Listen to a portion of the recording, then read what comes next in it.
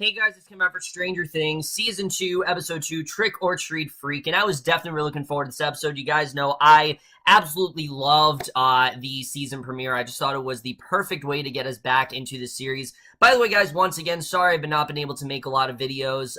Just college has been really crazy. I've had midterms, I've had, papers due. I just really haven't had any time to make videos, but I will be trying to catch up on most stuff throughout the week. I can't promise you I'll catch up on everything, but I'm going to try to catch up on as many shows and movies as I can. I actually did see a couple movies, so I did get the chance to see some stuff, and I will upload that stuff later on, but, right now we're gonna talk about Stranger Things, and once again, this was another really great episode. I'm really loving this season so far, and what I really do love is that so far, it's very slow-paced, which I think makes a lot of sense. Season 1 was not slow-paced, it was very much, breakneck type pacing. There was stuff happening every 5 seconds, and I think it makes sense for the amount of stuff that went down season 1. I think this season needs to be a little bit more slower paced, and I'm perfectly fine with that. But let's just get into this episode because I definitely do want to talk about it. And I love the way we start things off, because while it might be slow paced,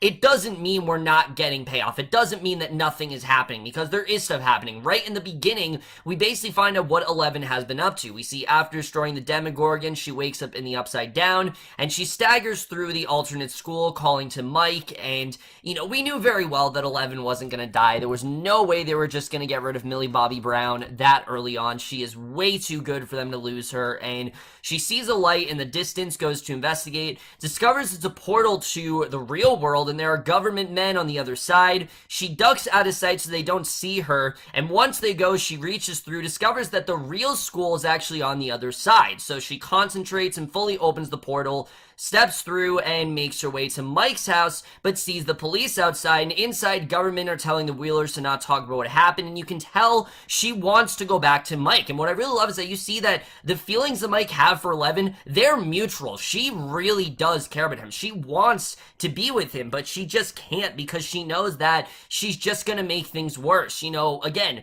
Mike, he's been told that he's not allowed to say anything, and she's just overcomplicating things. And again, it goes back to the fact that the life that they both want, they unfortunately can't have right now. So he says he doesn't know where 11 is and wouldn't tell them if he did know, and that's true. He doesn't know where she is, and one agent says that what 11 told him isn't true, and she is a dangerous individual, and Mike stares out the window where 11 is watching. The agents go outside and search for 11, but she's gone, and in the forest she hides as the agents are searching for her, so she's pretty much a wanted fugitive at this point. Everyone wants to go after 11. Everyone's so fascinated by her. They want to use her to their advantage, and she is pretty much on the run at this point, and I'm really into that. I like the idea that she's on the run because it gives her something different to do than season 1. I was really worried that they were just going to replicate what they did in season 1. It seems like they're doing the complete opposite, that they're giving us interactions with characters that we didn't see before, especially when it comes to her and Hopper, because we then see at the cabin, Hopper's making French toast.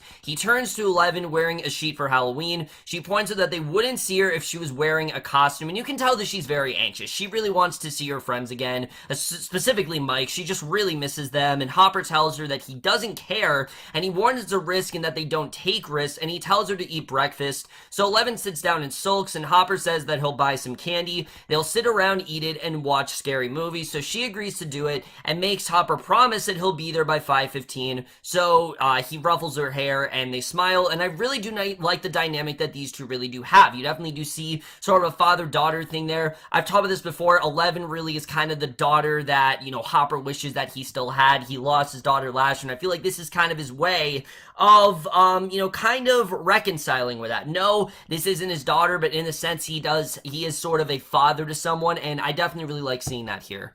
So at the Byers' house, Joyce checks on Will, discovers that he's gone, and we get this great scene where she doesn't know where Will is, and she's freaking out, and Winona Ryder did such an incredible job portraying that fear in her. Like, holy shit, is it actually happening again? Could Will actually be gone?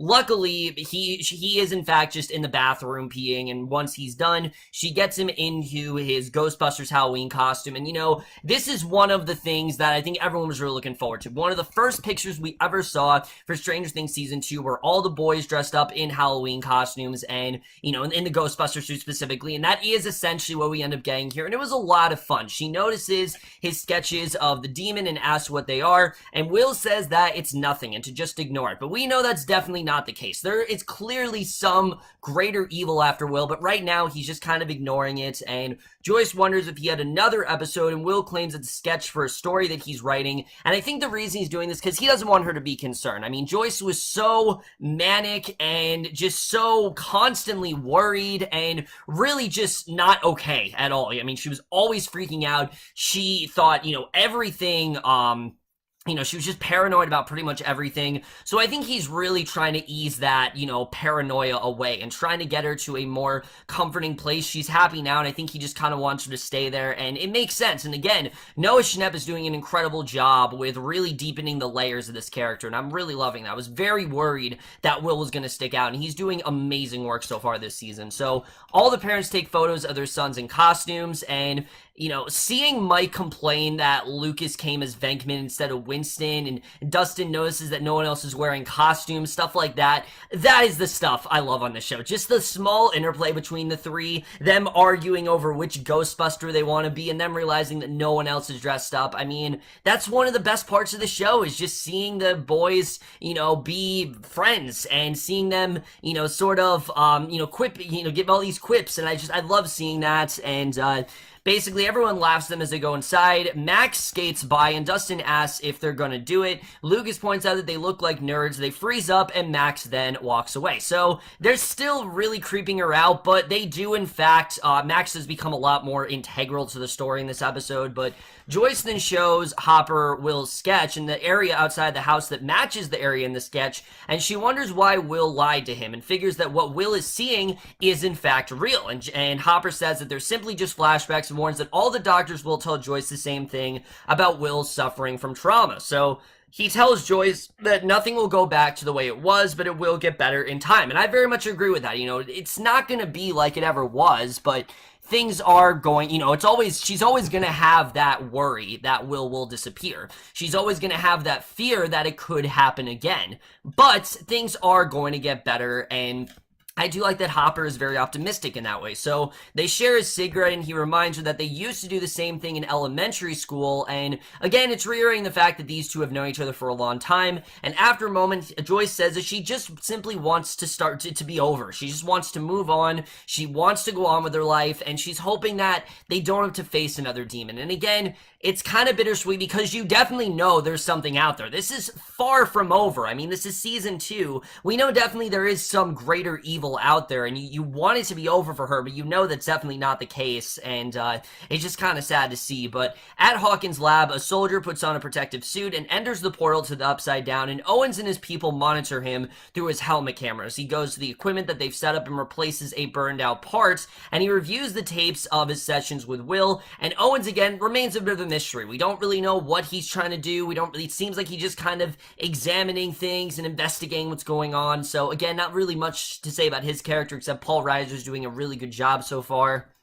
So Nancy and Steve are in the library. They're working on their homework, and Nancy goes to sharpen her pencil, and she sees a girl that looks just like Barb and remembers what happened to her friend. And I love this because, like I said, I was worried about Nancy in the beginning of the season, that they were just going to completely, she was just going to go back to the way she was in season 1, but it seems like that's not the case. And this episode, honestly, made up for my problems with the first episode. It made a lot more sense as to what they were trying to do, and I'll get into that a little bit later, but Steve comes over and asks if Nancy's okay. She tells him that she just can't keep pretending that everything's okay, and you can really tell that Nancy is starting to crack. And, we have to remember, I understand that people might be like, oh, why is this happening so early on? You guys have to remember, it has been a year since anything in season 1 actually happened. So I got the sense that Nancy has taken a year, and she's been trying to compose herself. She's been trying to hold it back. She's been trying to, present herself in a very sort of, just professional manner, and she's not letting anything get in the way. but eventually it's going to come out. It's going to affect her, and you can really tell that she doesn't know if she can really do it anymore. So Nancy wants to tell the Hollands the truth, but Steve warns that the government could just jail them or destroy their families if they tell anyone the truth, that it could be really bad consequences for all of them. And I like that he tells her that. I like that he tells her, look, if you do that, it's going to make things a lot worse. And he says they should just go to Tina's party and pretend they're teenagers, and Nancy agrees, even though you know it's probably not going to work out that way. So after school ends, Dustin and Lucas then approach Max. They introduce themselves, and she knows that they have been stalking her and that they claim that they were concerned about her safety, and she knows that they're wearing Ghostbuster outfits, but she isn't very impressed by it, and Dustin suggests that she go trick-or-treating with them, and she walks off without answering as Dustin calls after. So you don't know if Max is actually interested or not, but Eleven's been watching TV at the cabin.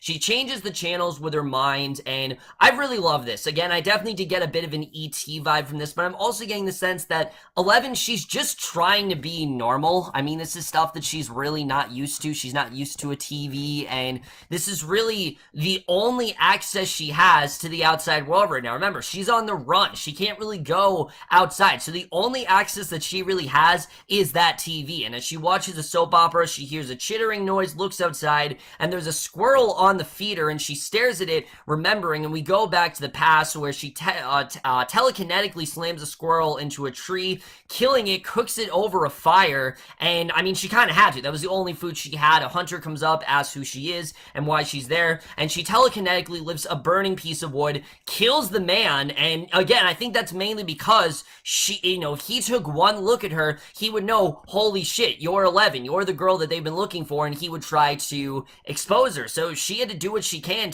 to get out of there. So she takes off his coat, she takes his coat, and then runs off, and we then see she hastily closes the blinds, and again, knows she's not making the best decisions, but she's doing what she needs to do to get by. She really can't do anything, morally right, unfortunately. I think while 11, if she wasn't on the run, she definitely would have done something like that, but because the fact that she is wanted by pretty much everyone at this point, she has to do what she can to cover her tracks, and you're really seeing she's pulling out all the stops to do that, and I'm just interested in seeing how far she can really go. Is she going to be able to run them, to run from the FBI totally? I don't really know if that's going to happen, but again, I think we'll just have to see the way the rest of the season does go there.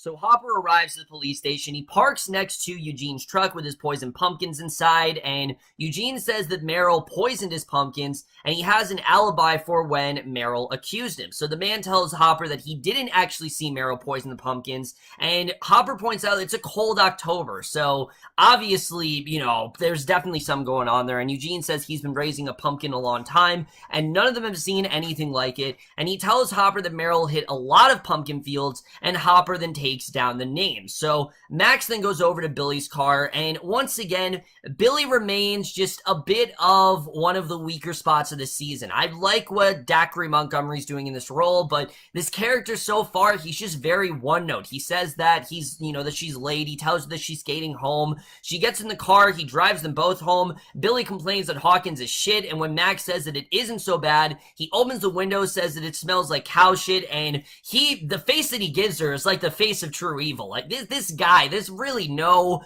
hope in him whatsoever, and she says that they're stuck there, mutters that it's Billy's fault. Billy screams her, say whose fault it is, speeds up the car, and again, I'm just not really buying this character. He's just a little too on the nose for me. I'd compare it to Steve. Like, the way I felt about Steve at first in season 1 is how I feel about Billy. The difference is that Steve wasn't as demented and creepy as Billy is. So, do I think Billy's eventually going to be a villain? Yeah. Is he going to be the villain this season? No, but I just really hope they put him to better use, because right now, I'm just really not a fan of this character, and honestly, I'm not really seeing the point of this character so far. I think you could have easily just had Max, and you didn't really need Billy, but we'll have to see the way the rest of the season does go. So, the boys are riding down the road ahead of them. Max tells Billy not to hit them. He speeds up, swerves at the last minute, knocking them off the road, and Hopper then drives to Eugene's place. He shows him the dead and rotting pumpkins. They go out into the forest, and he finds a tree that is covered in goo, and Powell and Callahan then call and report that they found the same thing at another field, and he tells them to track the rot and see how far it goes, and then marks the rotting trees. So we then see, We then see Bob. He's wearing a vampire costume, and he shows Jonathan how to run his video camera. And again, Bob just seems to be the perfect guy for Joyce, which does make me a little bit worried that that's not necessarily the case, because this happens a lot in shows where it seems like they found the perfect guy, and oh no, there's something very wrong with them. So I'm not sure if I 100% trust Bob right now, but we'll have to see. She tells Will to stay with Jonathan, and the two of them head out. Jonathan wonders what Joyce actually sees in Bob, and Will complains that he can't go trick-or-treating by himself. He points out that Nancy isn't watching Mike, and they arrive at the Wheeler house. Jonathan tells his brother that he can go by himself as long as he stays in the neighborhood and is back by 9. So Will agrees. He joins his friends, and Jonathan then takes out the flyer for Tina's party. And at Tina's house, we see Billy. He's chugging beer from the keg, and his friends tell Steve that they have a new keg king, and Nancy starts drinking the punch with alcohol. And when Steve protests, Nancy tells him they were going to be stupid teenagers for the night. That is what he did agree to, but you can tell that Steve, he doesn't want Nancy to get too drunk. He doesn't want anything bad to happen to her, and that's a big, big progression from the Steve of season 1. The Steve of season 1, if you remember, she got drunk and they almost had sex, but he didn't. They didn't end up having sex. They were very close to having sex, but they didn't. But Steve, in general, you can tell that he's very concerned about her. He knows what she's going through, and I definitely really do like their relationship so far. So at the Byers' house, Bob puts on a record and gets Joyce up to dance with him. He assures her that Will is fine, and Joyce says that she can't function when Will is away from her. Again, any time that Will's away, she's just getting this fear that it's happening again. She's getting the fear that Will's going to be taken and that this could be the last time she sees him, which again is completely normal. Even a year later, it makes perfect sense as to why she would have that fear in her. So Bob suggests that they just move out of Hawkins together, that maybe that's the best way to do it, is to just move out. And Joyce warns that it's not a normal family. He says that it could be, and they hug. And that line, I think we know that that's definitely not possible. I think Bob wishes that they could be normal, but I think Joyce knows in her heart, yeah, that's just not going to happen. Too many weird occurrences have happened. Too many things have happened in their family that there's just no way they can get back to being a normal family. So the doorbell rings. Bob goes to the door to give to the trick-or-treater candy, and the boys go to a house. The woman thinks that they're exterminators, and again, I just love the comedy there. But once they get their candy, they head on, and they argue about candy bars. And we then see Max, and she jumps out wearing a Michael Myers mask. And I love this because it shows that, yeah, Max is interested in hanging out with them. She tells him to come with her to get candy, and Harbour continues planting markers in the forest. He hears something in the pumpkin field and prepares to draw his gun. It's Eugene's grandson who fires a pop gun, and he checks the time and realizes it's well past 5:15, and he pays the boy for his candy. Realize that these are just people trick-or-treating. There are definitely kids out of this time, and 11 is watching TV when the radio goes off, and it's Hopper, and he sends a Morse code message saying that he'll be late. So she comes to a box and finds an Eggo inside, and after looking around, she takes it and runs off. And I did like that little nod they made to Eggos there, but to me, it just seemed a little bit on the nose. Like, it seemed like they were just trying to cater to that specific group. I mean, I love the Eggo waffle scenes as much as anyone else did, but that did feel a little bit fan servicey to me. But Max and the boys then go to Loch Nora in the expensive part of Hawkins, and they collect full-size candy bars, and Will is taking videos of everything, and Mike complains to Will that Max is ruining the best night of the year for them, and boys in costumes scare Will, calling him Zombie Boy. He finds himself back in the Upside Down, and the demon then rises up. He runs into a nearby house as the giant creature moves toward them. He hides, and Max finds him and asks if he's okay. The others arrive, and Mike tells them to keep trick-or-treating while he takes Will home, because it's obvious that Will is just really not okay. He does not want anything to do with this right now. He just can't really, do this, unfortunately, and it's too much for him. The demon world keeps calling out to him, and Mike, it makes sense, because we know Mike, he wants nothing to do with Max. He's not interested in the boys and Max, because, Max for him just kind of replacing 11, and he isn't ready to face the fact that she could be gone forever. He wants to believe that she is still out there, which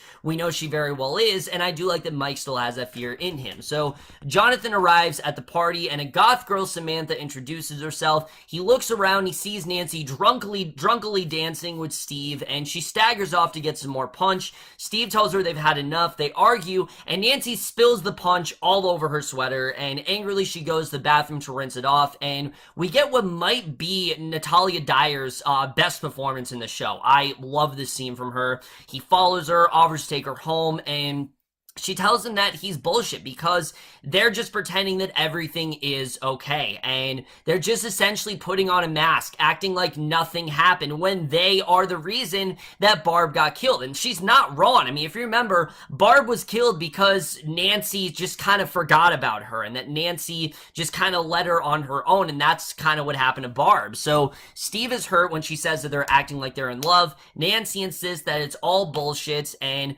I got the sense that that's true. Like, she's not really in love with Steve necessarily. Maybe she likes him, but they don't have that love connection that they once did. Everything, since Barb said, everything else has kind of compromised that, and I thought it was just a very strong scene. Like I said, she's done what she can to try to act like everything's okay and act like, nothing happened, but eventually it is going to come out, and you can really start to see how that whole her pretending is really starting to wear off, and I definitely really did love that scene there. So at the Wheeler house, Will tells Mike that he's stuck between the real world and the upside down, and we get what might be, at least to my knowledge, the first scene that these two have actually shared together. And it makes a lot of sense because while Lucas and Dustin are coming from a very similar place where they both, are trying to win the affections of Max and they want to let her into their group, Will and Mike are not exactly in that place. Mike is very adamant that he wants nothing to do with her, while Will, I think he's just kind of confused. I mean, he's been gone, and now he's in a world that seems to not really want him back necessarily, and it really made sense for these two to have this scene together, because he talks about how he's stuck between the real world, and he describes the shadow demon that was coming for him, and he doesn't know if it's real, or if it's simply just that he's stressed out, and Will asks Mike not to tell the others. Mike says that 11 would. He explains that he still feels like 11 is around, and he's going crazy, and Will tells him that he feels the same. They agree to grow crazy together, so these two genuinely believe that this is far from over, and that there definitely is something out there,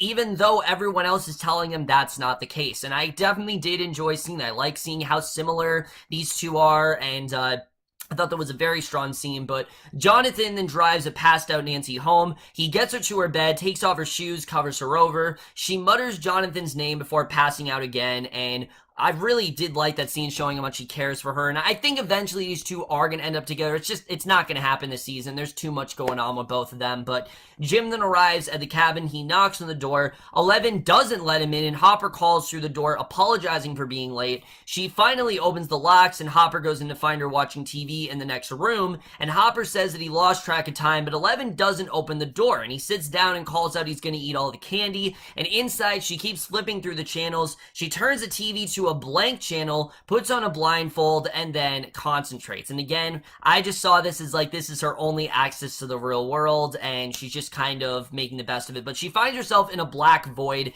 and sees Mike talking to her on the walkie-talkie. It turns out this is her way of communicating him. She kneels down, calls his name, strokes his face. Mike is unable to see her in his basement, and he gives up and walks away. And it's really sad because, again, you can tell that these two genuinely do want to be together, and they genuinely do kind of love each other. I mean, Mike even said, "I love you," and I think 11 clearly does as well, but she removes the blindfold, her nose is bleeding, and cries, and it's a really sad scene. You can tell these two, they want to be back in each other's worlds, but there's just too much preventing them from doing so. So Dustin then arrives home. He hears the creature moving in the garbage can. He realizes it's not the family cat. He removes the lid, stares at what's inside, and that is the way this episode ends. So, like I said, guys, a lot of stuff going down in this episode, but a lot of stuff I definitely really did love. Let's first talk about this creature. Now, we don't know what's up with the demon. We don't really know what's going on, but it's clear that this is far from over. I mean, that demon that's terrorizing Will, yeah, that is real. That's not just Will, being paranoid and him just, being stressed out. There definitely is some greater threats after them. We don't know what it is yet, but I think we're definitely going to find out very soon. I'm looking forward to seeing how that's all going to play out. As far as 11, I mean, you can't help but feel bad for her because you know that she wants to be in Mike's life. She really does. She wants to do what she can to, get back to him and get back to all her friends, but there's just too much preventing that from happening, unfortunately, and because of that, she's just kind of stuck at this point. She's kind of stuck. She's trying to find ways to entertain herself, but there's not really much she can do. And I do like the way that Hopper's being a bit overprotective because he knows what's really at stake, and I definitely really did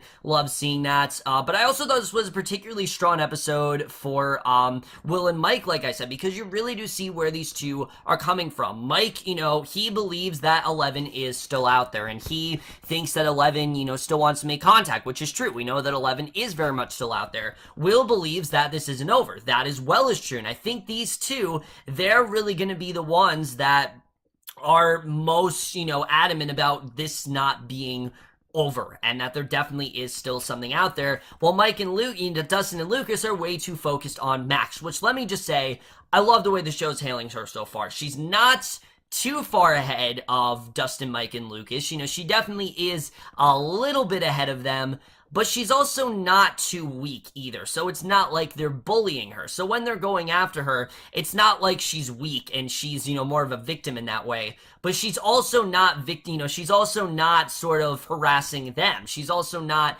being too over the top. They found a really nice moral ground with this character, and I really like it. I really do like Max's inclusion into the series. Billy, however, I'm just not really feeling. I think he just, so far, is really unnecessary. It seems like he's just there just so we have another sort of, you know, now that Steve has turned himself around, we need like sort of a hard-ass bully type character, and it seems like that's the only reason why Billy is here, and it's just not working for me so far. We'll have to see the way it goes as the season goes on, but right now, it's just really not working. And then Nancy, like I said, I really am liking where Nancy is going because you can tell her and Steve, they've kind of put on this mask and they're acting like everything's okay, but she knows very well that that's not the case. They did kill Barb. It's not something she's gotten over. She wants answers pronto, and Steve, you know, he's trying to move on with his life, but it's just very hard to do that. I mean, when you go through something as traumatic as seeing your best friend die, and not only that, but knowing that you're kind of the one that could have prevented it, then yeah, I mean, it definitely does fuck you up a bit, and that's definitely what's going on with Nancy. She definitely is very messed up by this. It very much has traumatized her, and I think it's going to take her a while to really get over this. Do I think she's going to get over it by the season? Probably. I think this season she's probably going to get over it, but I think Steve, you know, really needs to realize, you know, the root of the situation and what's really going on here, and I'm looking forward to seeing really what's going to happen with that. Overall, guys, like I said, this was another really great episode. I'm really loving where the season is headed so far. I think this is a very well done second season. And I'm over going to give Stranger Things Season 2, Episode 2, Trick or Treat Freak an A-. So over, guys, from this episode of Stranger Things. Most guys thought this episode overall. Left your thoughts on it. I really am loving this season so far. Definitely looking forward to seeing where the rest of the season does go. But that's my review. Hope you enjoyed. Look forward because there will be a lot of videos coming today, and I will see you guys for that. Okay, bye.